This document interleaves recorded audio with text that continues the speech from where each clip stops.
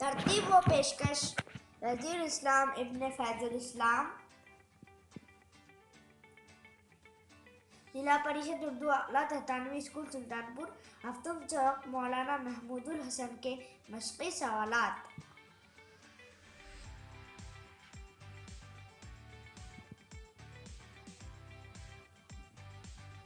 شیخ الہند مولانا محمود الحسن، ایک جملے میں جواب لکھیے۔ سوال نمبر 1، دارالعلوم دیوبند کے ایک دروازے کا نام کیا رکھا گیا؟ جواب، دارالعلوم دیوبند کے ایک دروازے کا نام اردو دروازہ رکھا گیا۔ سوال نمبر 2، مولانا محمود الحسن نے کون سے مدرسے میں تعلیم حاصل کی؟ جواب، مولانا نے دارالعلوم دیوبند میں تعلیم حاصل کی۔ سوال نمبر 3، مولانا محمود الحسن نے کس خیال کو اپنی زندگی کا مقصد بنایا؟ جواب، مولانا نے انگریزوں کو ملک سے نکالنے کے خیال کو اپنی زندگی کا مقصد بنایا۔ سوال نمبر 4، برطانیہ کن ملکوں کے ساتھ جنگ میں الجھا ہوا تھا؟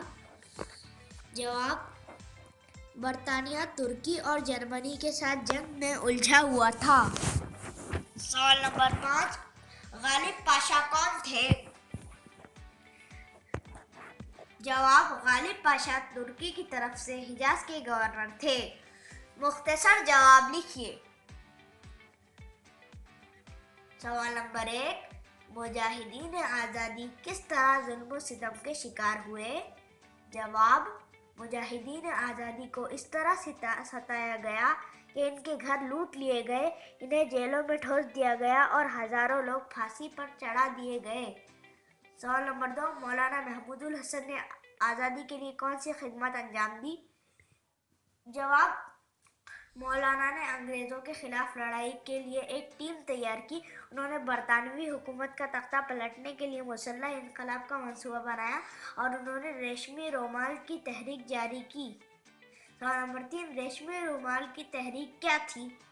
جواب، جب غالب پاشا نے برطانیہ کے خلاف جہاد کا اعلان کیا تو مولانا نے یہ تحریر ریشمی کپڑے پر نقل کی اور اسے ایک صندوق میں رکھ کر ہندوستان بھیجا۔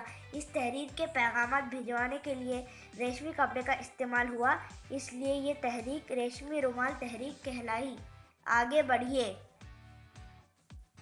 جوڑیاں لگاؤ۔